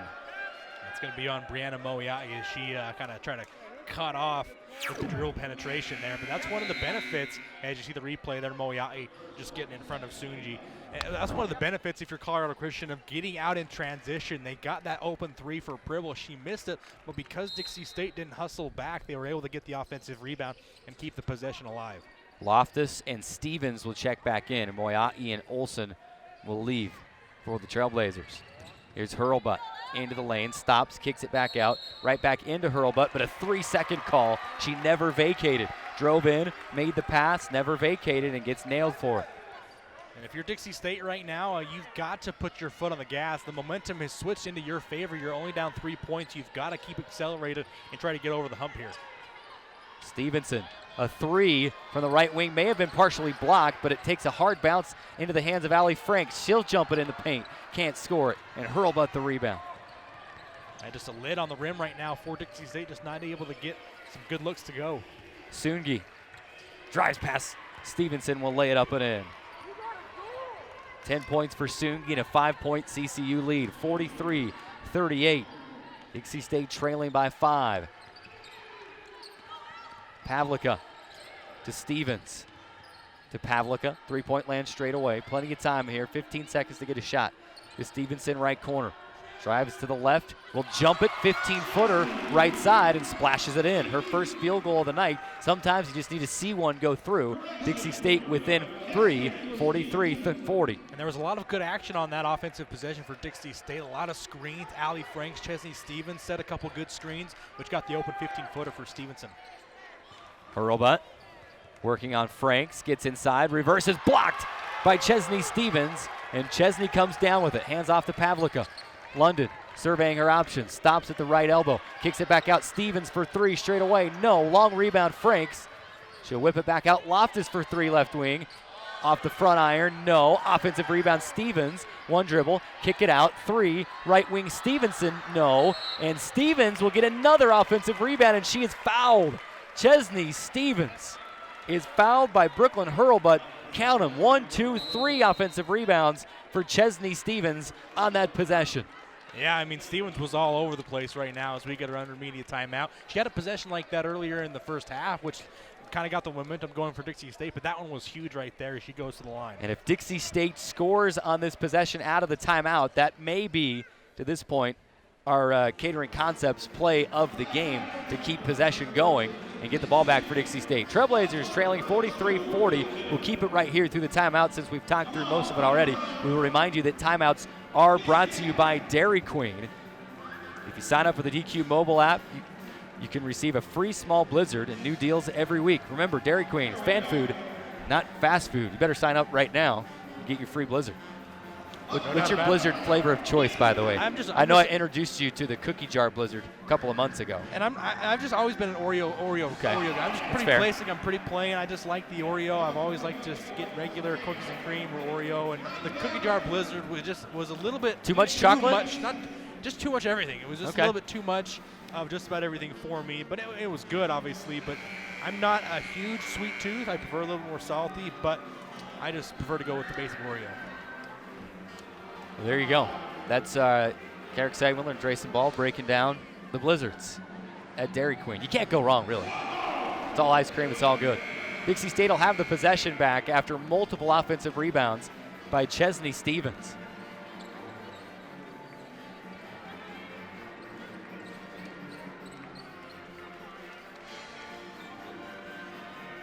And the Trailblazers will have the possession. It'll be London Pavlica to trigger baseline right side into Stevens. Stevens to Pavlica, pump fake out to Stevenson. Now to Pavlica, 15 to shoot. London will swing it left. Franks behind the back dribble. Left wing accelerates, gets inside, hangs, can't hit, tapped out of bounds, and finally possession goes back to Colorado Christian. Chesney Stevens almost had another offensive rebound. It was hit out of her hands by Allie Franks. Yeah, and that one, Franks, again, she got a good look. She got to where she wanted to get to, but just not able to get that one to go. TCU the other way, Soongi into the lane. Looks like she may have carried it. They play on. Pribble, two-pointer, right side, rims out, offensive rebound for Ferris. For the team's trading offensive rebounds, and here's Nunez. A 43-40 CCU lead. Soongi into the paint. Kicking it right side, Ferris working on Stevens. Leaves it for Gonzalez. Jumps it, scores it. All created off the offensive rebound by Ferris. She was surrounded by 3 Dixie State rebounders, and she was the one that came out with it and got 2 points off of the offensive rebound. Loftus to Stevenson. Now to Pavlica, right corner. Pavlica to Loftus. Loftus to Stevenson. CCU doing a good job to close out on the Dixie State shooters. Franks will throw up a deep three left wing. No, Stevens can't corral the rebound, and here comes CCU. A 45-40 CCU lead. And the Cougars trying to weather Dixie State's run and now put one back together of their own. Nunez to Soongi. 12 on the shot clock. Soongi will leave for Gonzalez. Gonzalez crosses over right, gets into the paint, stops, spinning, backdoor pass to Soongi. Ball's loose on the floor. Stevens has a steal and gives to Franks. Big defensive possession there for Dixie State. Pavlica, right elbow jumper, no, missed it, and Franks is fouled going for the rebound. She'll get credited for the offensive rebound, and Dixie State will maintain the possession as she was cleared out by Taylor Ferris. That'll be her third foul. Ashley Greenwood will check in for Pavlica. Yeah, and a good effort there by Allie Franks to kind of keep that possession alive as she draws the foul and gets Dixie State another offensive possession. Loftus in the right corner. Will swing to Franks. Franks to Loftus. Kicks it to the left corner. Stevenson, three ball on the way. It's short. Offensive rebound. No. Offensive foul, or loose ball foul rather, against Chesney Stevens, and that'll be her fourth. And I think they're going to say, and if you look at the replay, I mean, they've got each other. I mean, it actually looks like Ferris has the right arm of Stevens. Yeah, I mean, that's just as much Ferris holding on to the arm as Stevens was. I mean, you know, it's hard to call one way or the other, I guess, if they're both locked up. And I guess Stevens kind of did lower the elbow or lower the shoulder into her. But, I mean, to me, that's either a no call or a foul on Ferris. 45-40. Dixie State within 5. Have not been able to get any closer than 3 here in the third quarter. Pribble left open, missed the 3, but a moving screen against Ferris. And that's her 4th. Yeah, that's big time for Colorado Christian. Is they were trying to sub her out, and they just were not able to get her in before that possession. She picks up that 4th foul, and now you see Kayla Cluey, who hasn't played so far today, just 6'3". She's going to be kind of what's going to stop them. Dixie State trying to get low and get inside and get those looks at the rim. Good chance for Dixie State here to go 2 for 1. 48 on the game clock, 20 on the shot clock. Loftus jumps a 3, left wing, it's short. And Colorado Christian, credit the Cougars defensively because they have done an exceptional job tonight closing out and making the Dixie State shooters uncomfortable. And just 3 of 19 from 3 is Dixie State. Cougars the other way. Gonzalez can't get it to go. And here comes Dixie State. Loftus behind the back dribble. Jump step into the lane. Can't get it to go. Into the hands of Cluley. Now the shot clock is off. 45-40.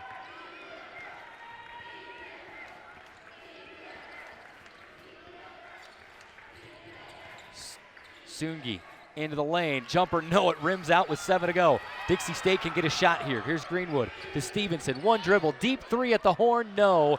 Sungi was right there at 5'10" to put the long arm up, and Stevenson had to try to shoot up and over the top. Still, it's a 45-40 CCU lead. Certainly not insurmountable for Dixie State in the third quarter. Made some progress. Let's keep it right here. A new thing that we're going to do for the TV side. In fact, radio, go ahead, take a 60-second break on radio, and then come back after that 60-second break on radio. We'll keep it right here on the TV side. So here on the TV side, we're going to name our play of the game, brought to you by Catering Concepts. And I think right now for me, and we can continue to keep an eye out throughout the rest of the game. If we see anything good, we'll continue to name that. But I think for me, I got to go back in the first half. Dixie State couldn't get anything going offensively. Maddie Loftus hit back-to-back 3s in that first half. And that's right now going to be our Catering Concept plays of the game. Splashes them 1 home from the right wing, and then another one from the right wing a little bit later.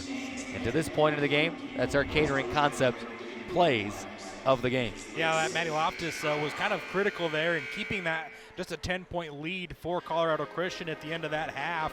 And with 2 threes there, you know, if she doesn't get those to go, maybe you go into a bigger drought into halftime, and maybe then it does become a little bit insurmountable coming from the halftime break. But those 2 threes kept it close, and hopefully she can get a couple more going down the stretch here. Welcome the radio side back in as well. New format we're going as we try to keep the format friendly for both our TV and our internet and our radio audience. And we are back in play. Dixie State has the first possession of the fourth quarter, trailing by just 5. Pavlica inside. She is fouled, and she gets to the free throw line.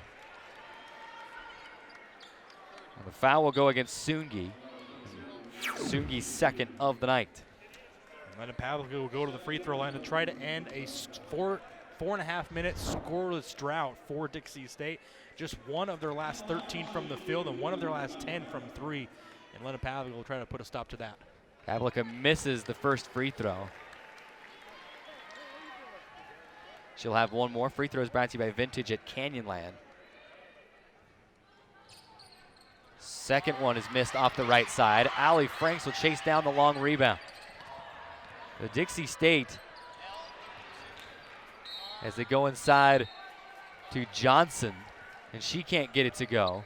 And then it's knocked out of bounds. Dixie State will maintain the possession. Yeah, but I love that possession for Dixie State. Michaela Johnson was screaming at Allie Franks to get her the ball there because she knew she has a size advantage against Kayla Cluey down there on the low block. The same height at 6'3". They're going to put 13 seconds on the shot clock because it was off of an offensive rebound. So the Clock never should have gone back out to 30. Pavlica, baseline left. Lob into Johnson. Johnson holding, mid-post left side, will flow with the right hand, too strong. Dixie State has had a lot of good looks inside that have just not gone down. Yeah, I can think of 5 or 6 of those just similar type plays where you're within 5 or 7 feet and just getting good looks, just not able to go down. And there's not a whole lot you can do about that. Really anything you can do. Keep your chin up and keep shooting. Nunez to Gonzalez. Gonzalez spinning, scoring in the lane. It's kind of her last-ditch effort, has had no one to pass to. A fadeaway jumper in the paint, and is a 7-point lead again. Yeah, 47-40. You just got to tap her on the back on that one and say good job, because you played good defense. She just made a good shot. Franks for 3, left wing. No, too strong. Offensive rebound, Stevenson. Knocked out of her hands from behind. She's able to maintain. Baseline jumper right side. Good, and the foul. It rattles home and falls through. Just what the doctor ordered for Dixie State. Little injection of momentum. That ends a 5:23 scoring drought, or scoreless drought for Dixie State. Over 5 minutes without any points. And good job there by Kesley Stevenson to get the rebound and get the shot to go with the foul. She makes the free throw. What an acrobatic move by Michaela Johnson. She started falling forward and was able to balance on 1 foot so she wouldn't fall into the lane for the shot, for the lane violation. Mixing up my different violations there.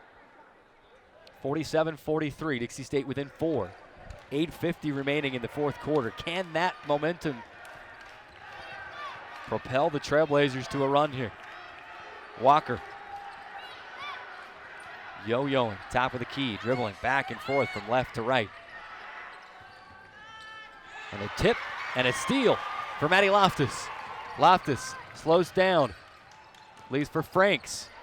Drives to the baseline, jumps it, and scores it. Dixie State within 2. Franks with 6, and it's a 47-45 CCU lead. 8:14 to go. And that fast break had me a little worried there. Thought they might not get a good look there, but Ali Franks was able to get that one to go. Sungi, the left side, and Hurlbut. Now to Walker. Walker will bounce it to Gonzalez. She's been a thorn in the side of DSU all game long. Fadeaway jumper, missed it. Johnson the rebound. And great defense there by Dixie State, forcing her into a 15-foot fadeaway jumper. That's exactly the shot you want her to take, and a good rebound there by Johnson. Dixie State has not led since early in the first quarter. They could tie here or take the lead with a 3. Pavlica drives inside, high off the window, no. Offensive rebound, Michaela Johnson, and she's fouled during the putback attempt. The foul will go against Kayla Cluley. It'll be her first, and Michaela Johnson goes to the free throw line for a pair of vintage at Canyonlands freebies. And once again, that's the size advantage. That's the difference between Michaela Johnson right now and Kayla Cluley. Cluley only averaging 7 minutes per game. She's not got a lot of experience, and certainly with Michaela Johnson, she's got the size and the energy to be able to go get that offensive rebound, all created off the penetration from London Pavlica. Makes the first free throw. She's got 7. And with that, a new career high here at Dixie State. And she has matched her career high for rebounds with 5. Trying to tie the game here. Second free throw good for Michaela Johnson. And we are tied at 47-47 with 7:27 to play. Dixie State fans making some noise inside the Burns Arena. Dixie State off the deck after trailing by as many as 13 earlier in the game. And they're now tied at 47. CCU the other way. Here's Nunez. Last lead for Dixie State was 2-0 in the first quarter.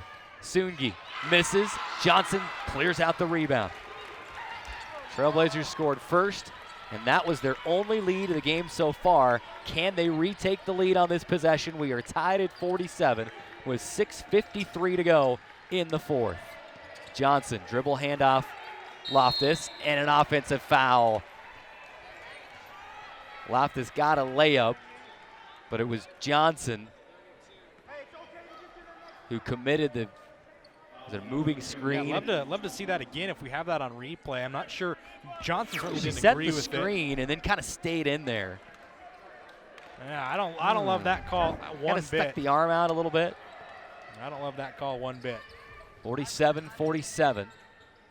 6:38 remaining. Fourth quarter. And a turnover. CCU starting to get a lot of sorts. And how's the old saying go, that ball don't lie? Something like that. Well, Dixie State has a chance to. See that foul called on Rudy Gobert last night, by the way. Awful. That was awful. A lot of people would argue that this foul to get him into overtime should have been called either, though. But yeah, that's neither maybe here nor there. All things evened out in New Orleans. Fair enough. 47-47, Dixie State trying to take the lead. Pavlica inside and lays it up and in with the right hand, a finger roll. She's got 13 to lead all scorers.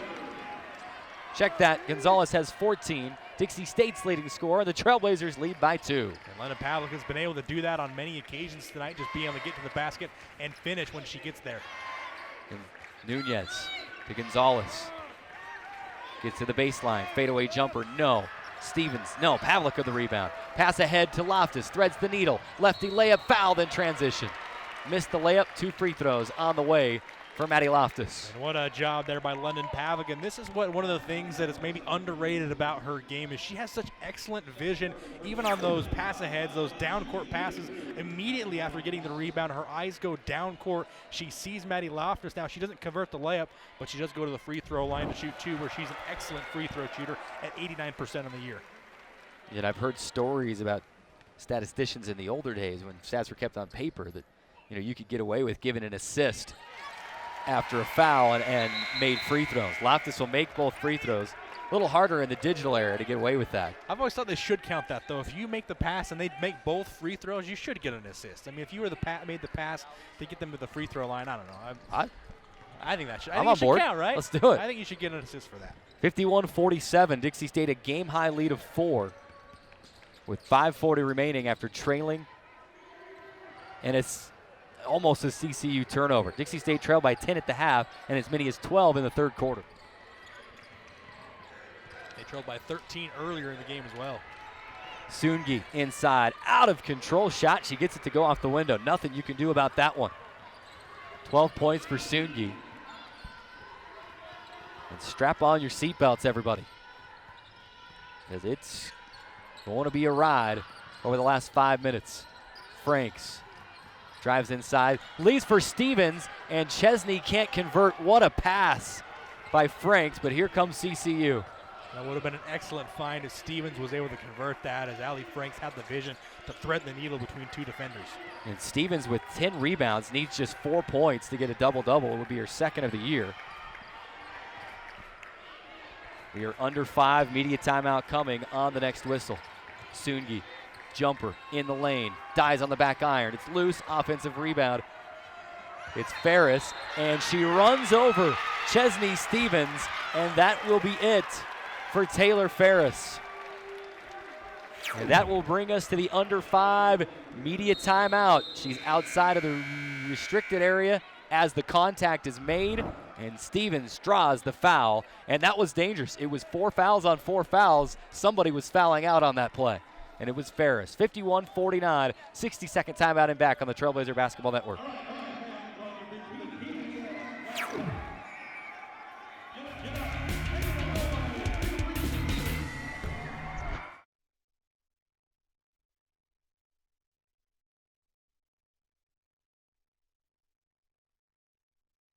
Hey, Kevin, you thinking about retirement? I'd love to, but I'm pretty busy with all this. Yeah. Hey, let's meet our retirement coach, Avo. A is for taking action. Not anxiety? No, Kevin, you're gonna be fine. You sing? Barely. V is for variety. And you dance? Sort of. Come on. O is for optimize your savings. Let Avo lead the way. Visit aceyourretirement.org today. Nice. Thanks.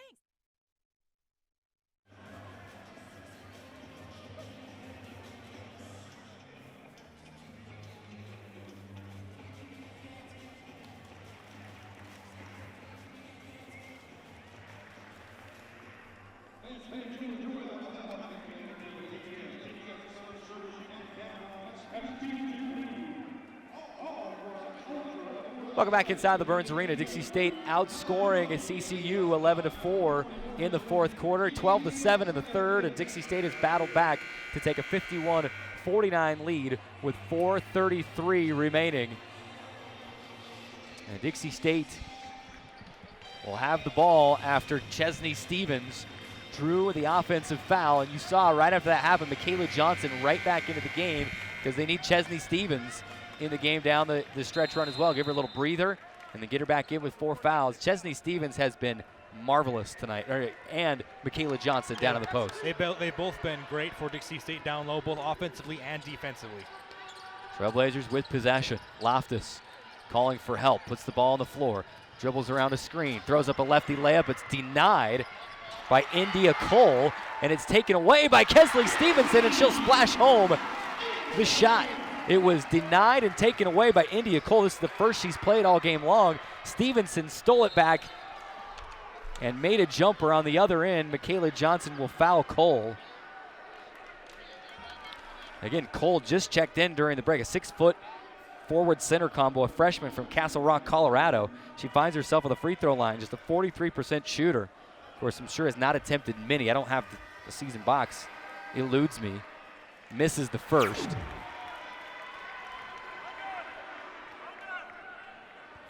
Yeah, on that previous possession, that's where the size and the length of a 5'11" Kesley Stevenson comes into play, as she was able to grab that one and knock down the jumper. And India Cole misses both free throws after checking into the game, and Dixie State with a 4-point lead can make it 6 or even 7 here.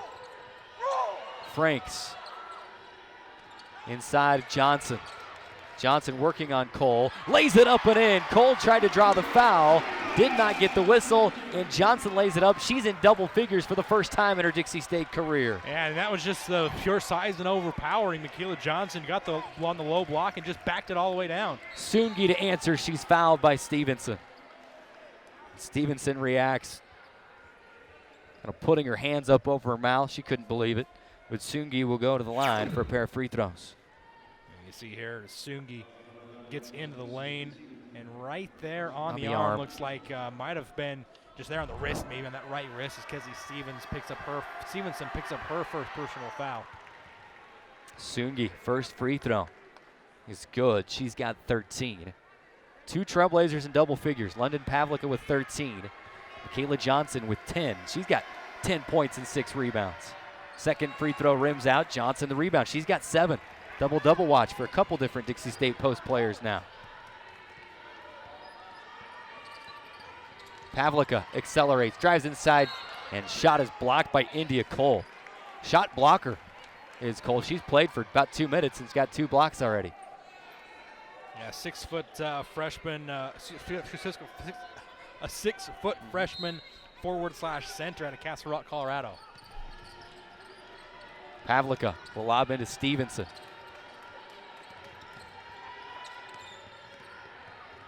Bounce it inside. Here's Johnson, couldn't get it to go.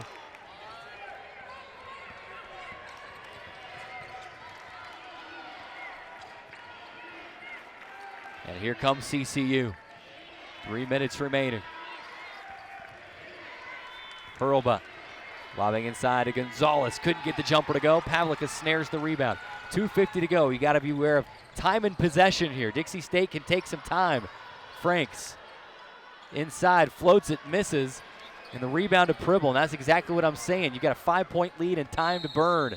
And Allie Franks, she had a wide open layup. And passed it up. Taken it. Yeah, she didn't go early. I don't know if she didn't know how wide open she was, but if she would have got the ball and then went right to the rim, she would have had an easy layup, but she waited a few ticks too long and had to force up the contested shot. It'll be a full timeout call by Colorado Christian, so let's step away. We'll take a 30-second timeout with 2:36 remaining. Dixie State a 55-50 lead. 30-second timeout and back to the Burns on the Trailblazer Basketball Network.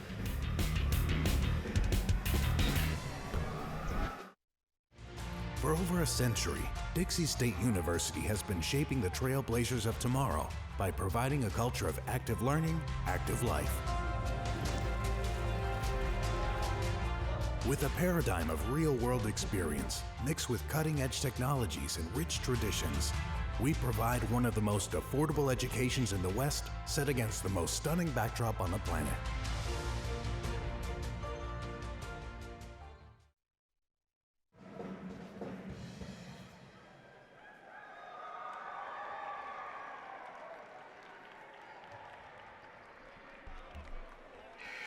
.236 remaining, fourth quarter. Dixie State leading by 5, 55-50. And CCU will have possession. Trailblazers had an opportunity to try to extend the lead to 7. They took a shot early in the shot clock, and now CCU has it right back. We'll see if there are any repercussions, or if Dixie State can drop another stop defensively. Sungi. Inside, Cole working on Johnson, missed it. Johnson's got the rebound. Rebound number 8 tonight. Can Johnson get to 10 and get her first double-double at Dixie State? One of the storylines as this game wanes into the late moments. Johnson holding on the right elbow. Dribbles once, kills the dribble, gives to Pavlica. Still 10 seconds to go. You got time here. Find a good shot. Pavlica, three-point land straight away with 7. Gets to the baseline and throws it away. I think was looking for Johnson. Johnson wasn't ready for it. It got through the paint and right into the Dixie State bench with a 1:50 remaining. And with that, Chesney Stevens will check in. And Michaela Johnson, what a night tonight. 10 points, 8 rebounds. And Dixie State a 5-point lead with 1:40 to go. Pribble to Gonzalez. Gonzalez out to Sungi. CCU taking its time here. They trail by 5. And a runner in the lane by Hurlbut off the window and in. 12 points for Hurlbut, and it's a 55-52 Dixie State lead. Gotta have points on this possession, and just like that, Michaela Johnson back up off the bench to check in. They just needed to give her a quick breather. Trailblazers have got to find something here. Franks for 3, straight away, no. Chesney Stevens had the rebound and knocked out of bounds. And that was a good look by Allie Franks. Once again, she gets a really good look at the rim. She's 0 for 4, however, from three-point range in tonight's game. But a good action there as she come off kind of a down screen and got an open three-pointer. Just not able to get that one to go. Dixie State will have it back. Boy, Stevens has been a monster on the glass tonight. 11 rebounds and a bunch of offensive rebounds to boot. Dixie State will take a timeout. It's a 30-second timeout. Let's keep it right here with 54 seconds remaining. Remind you the timeouts are brought to you by Dairy Queen. The Trailblazers have the possession with 13 seconds on the shot clock. And Chesney Stevens, another offensive rebound. Dixie State cleaning up on the offensive glass tonight. 17 offensive rebounds tonight, and it really been a game that's a tale of two halves. And it's been Dixie State getting work done inside and then tightening things up defensively, as the Trailblazers still just 3 of 22 from the outside. Yeah, they haven't shot well from deep right now, but it's come down to getting the job done inside. The game changed really when Taylor Ferris fouled out of the game. Since then, the Trailblazers have really been able to exploit down low. 54 seconds remaining, 13 seconds on the shot clock. Bounce into Pavlica. To Stevenson, right wing. Stevenson to Pavlica, tipped and out of bounds by Sungi. Sungi trying to argue that it went back off of Pavlica. You know, they could look at that if they wanted to. They're not going to. Only 4 seconds to get a shot here. Stevenson looking, will lob into Michaela Johnson. One dribble, gotta find a shot. To Stevenson, throws up a shot. No, off the side of the rim. How did she even get that shot up on frame? CCU the rebound. My oh my.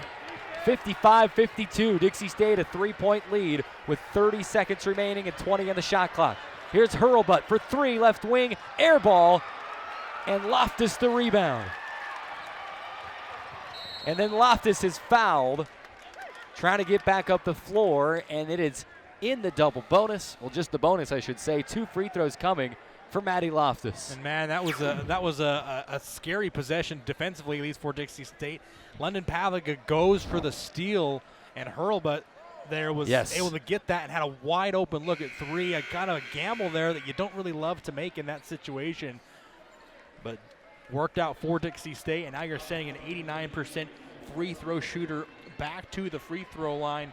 Maddie Loftus already 2 of 2 in her first 2 attempts tonight. Loftus, the reigning RMAC Offensive Player of the Week, makes the first, and it's a 4-point Dixie State lead. She's got 9. She'll try for one more to be the 3rd Dixie State player in double figures tonight. On the way and in. 10 points for Maddie Loftus. A timeout taken by CCU so they can advance the ball. It's a 30-second timeout. We'll keep it right here, 57-52. Dixie State, a 5-point lead, and the Trailblazers getting things done in the second half, have limited the Cougars to just 14 points in the second half, and it's really been a ratcheted up defensive effort, and it's been, I mean, you look at points in the paint for Dixie State tonight, and it's 28 points in the paint out of their 57 points. And Michaela Johnson, for me, I mean, I'm considering Michaela Johnson for our SkyWest Airlines player of the game. Oh, You've absolutely. got Pavlika right there as well, but you can name Pavlika almost every single night. Tonight, for me, Michaela Johnson has been the X factor. And I think the biggest difference with Michaela Johnson is in the past, she's been a little bit more passive. Right now, you've seen her calling for the ball, wanting the ball, trying to get every opportunity she can down low. It's kind of a difference from what you've seen from her previously, and I've really liked her aggressiveness down the stretch here. We'll see if Dixie State, as they go a little smaller here for defensive purposes. Inbound to Gonzalez, and she's fouled with 16.9 seconds remaining in a 5-point Dixie State lead. Not a terrible foul if you're Dixie State. Lourdes Gonzalez, a 60% free throw shooter. Fortunately for them, she wasn't able to get the shot to go. But it's always a little scary when you're sending the opponents to the free throw line and able to score points when there's no time coming off the clock. So Colorado Christian still has 1 timeout remaining. If you make both of these 2, you got a foul and hope for missed free throws. Yeah. But first free throw falls off the right side. It becomes a lot harder now that you missed that first one. Still going to be a 2-possession game, even if she makes this one. Couple of dribbles. Free throw on the way, and no good. Offensive rebound, CCU. It's Pribble. Pass tip taken away. Franks has it, and she's fouled by Gonzalez. And Allie Franks, with a couple of free throws here, can all but ice this one. And that could have spelled disaster for Dixie State, giving up the offensive rebound, but a good job there by Maddie Loftus just to get a hand and tip that one away, and stolen by Allie Franks, who will go back to the free throw line, where she is a 59% free throw shooter. 57-52. Dixie State a 5-point lead. Franks, first free throw, yes. 7 points for Allie Franks. Franks closing in on 1,000 career points. Second one on the way, it rims in. 8 points for Allie Franks. Dixie State. Well, Colorado Christian going to call a timeout. 59-52, so they can advance the ball. It's a full timeout, no, a 30. The referee made the signal for a full timeout and then changed his mind. Said, oh, they don't have any full timeouts left. It's going to be a 30-second timeout, so we keep it here. Timeout's brought to you by Dairy Queen. Cannot just overstate this second half performance for the Trailblazers. And you felt like in that third quarter there was chances, there was moments for Dixie State to almost blow it wide open, and the lid was on inside. And you know, credit Dixie State for being resilient in this game and saying we're not going to lose on our home floor. You know, we have a chance to do something special in our final year in Division II, something that hasn't been done for a long, long time in this program, and we want to keep it going. We want to accomplish those goals. And how about this stat? Halftime, Dixie State had 7 turnovers. They've got just 9 now, so only 2 turnovers for basically the entire duration of the second half. That's been critical for them in getting extra offensive possessions. 12.7 to go. Into Pribble. Fires a quick jumper, baseline right side. And it's a 5-point game again. Inbound pass to Pavlika, and she's fouled immediately. Pribble.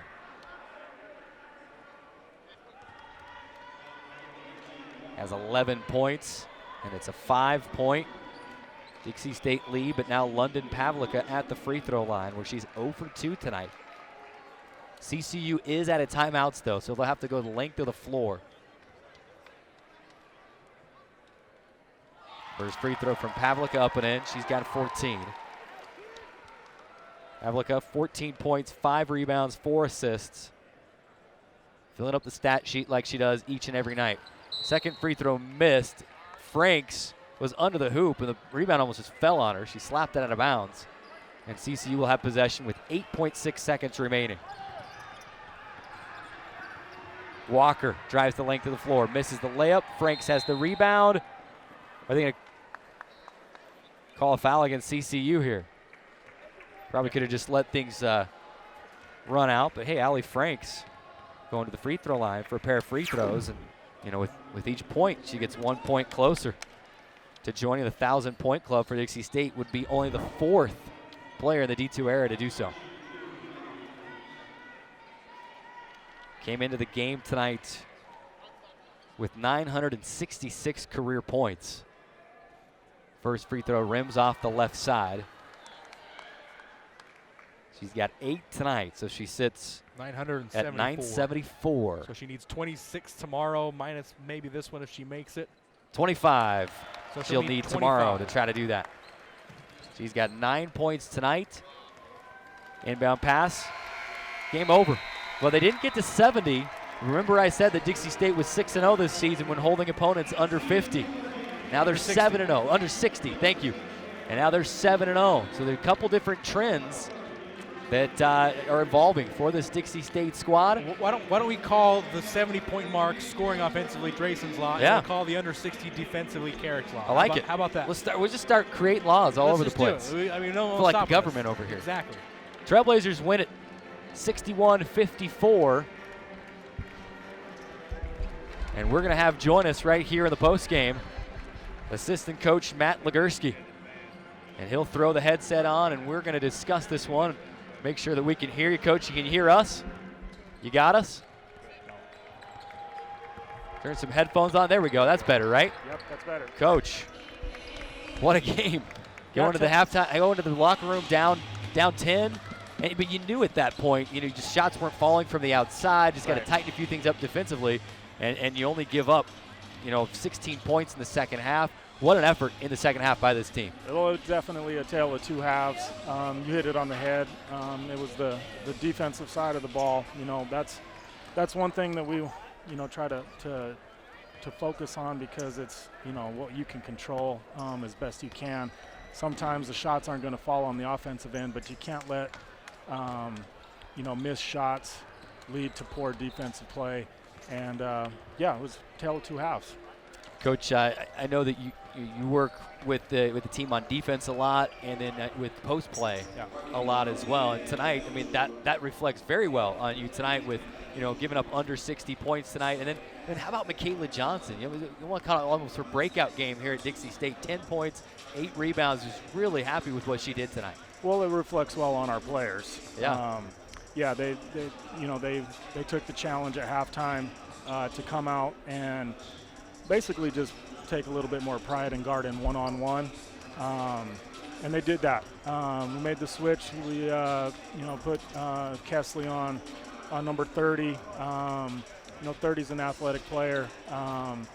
Loftus did a great job in terms of being in position, but a little extra length with Stevenson caused her some problems in the second half. Going into the game, we wanted to make sure 12 didn't get going early, and Kesley did a good job in the first half on 12 and kind of took her out of the game. But that adjustment in the second half, making the personnel switch, was huge. And then we were just a little bit more urgent with our ball movement in terms of the defensive side, moving with the basketball, being in the right spots, and causing some problems. And then, Michaela, what can you say? Great game. She's been fantastic. She's been, staying headstrong in practice, knowing that, at any moment her number could get called. And tonight it was called, and and we needed everything that she gave us for sure. You mentioned Sam Nunez, the job you did on her. 13 points a game coming into tonight. She just had 4. You did a great job on her defensively. I love how you mentioned Michaela Johnson, but maybe Chesney Stevens deserves a good pat on the back as well. I mean, she got it done not only defensively, she had 6 offensive rebounds. She had 11 rebounds overall. Seemed like she was just bringing a lot of energy to your team, both offensively and defensively. The extra possessions that she gave us with the offensive rebounds were huge. You know, she probably wants a couple of the scoring opportunities back that she missed around the basket, but those extra possessions that give our team from the offensive rebound perspective are they're invaluable. They make the defense have to guard again when you get an offensive rebound like that, and over time, those extra possessions can wear a defense down, and I think that's what happened tonight with Colorado Christian, is we were able to get extra possessions. They got a little worn down having to guard us for long stretches, and then we were able to capitalize off that. For a team like yours that kind of relies on the three-pointer, you get a lot of your points from the three-point line. You had just 2 at halftime. You had 1 in the second half. How do you go into the locker room and make adjustments knowing that maybe you're not hitting those threes like you want to? How do you adjust and say, this is the way we want our offense to run? We've now got to adjust and try to get the ball inside. Well, we had a good idea coming in that we were going to get as many opportunities from 3 as we would want. I think we settled a little too much early in the game for 3s. We took open 3s, but they were earlier in the possessions as opposed to later in the possessions, having gotten into a little bit of an offensive flow and rhythm. We knew they were going to take away our back cut stuff. They've shown that over the course of their early season games and early conference games that we weren't going to get any cuts at the basket. And so in the second half, we were able to go to the high ball screen action, and that was really good for us. London was great attacking off the high ball screen, and that put pressure on them at the rim, which was what we needed. Coach, congratulations on the win. We'll let you get going so you can go back and talk with your team and get ready for Regis. That's right. Tomorrow night. Quick turnaround on the RMAC. That's right. Okay, thanks, guys. Appreciate Matt, it. Thank you. Thanks, Coach. Assistant Coach Matt Legursky joining us in the post-game show brought to you by Guru Sports Grill, and that's really it as we try to turn things around quickly and get ready for the men's game. And we'll just take maybe 2 more minutes, Drayson, and name a Catering Concepts player of the game. SkyWest Airlines player of the game. I can't get him right. I can't get him right tonight. SkyWest Airlines player of the game. And tonight for me, I think it's Michaela Johnson. I think there's a number of nights you could go with London Pavlica. I think tonight you go with Michaela Johnson. 10 points, 8 rebounds. And it's like Coach Legursky said, I mean, she's been waiting for this time. She's wanted to play more than she has. And tonight, the call came and she answered. Yeah, I think the difference, like I mentioned earlier, she was just more aggressive tonight. She wanted the ball, and she knew she had a size advantage. There was really no one that could match her size and strength down low, and I think she knew that early on and kind of got the sense that, hey, I can get the shots that I want to just about whenever I want to because I have the size and the strength advantage. And on that previous play that we just saw the replay of was a great example of that. I mean, she got the ball guarded by a 6'3" freshman that she was outsizing and was just able to kind of body her up and back her down and got to the places she wanted to get to and was able to lay it up and in. And she was just doing that all night tonight. She had a handful of rebounds as well with 8, and she just really kind of got into her groove and was able to play very well. The Dixie State wins at 61-54. The Trailblazers now 12-4 overall, 7-3 in the RMAC. We got to wrap it up. Just a short Guru Sports Grill post-game report. What a game. Trailblazers battle back. We'll be right back at it tomorrow night as the Trailblazers host Regis, try to go 2-0 this weekend. For Drayson Ball, I'm Carrick Segmiller. We want to thank our entire CEC TV crew. Stay with us on the TV side as we will have the men's game here in about 15 minutes right here on the Trailblazer Basketball Network. Have a good night, everybody.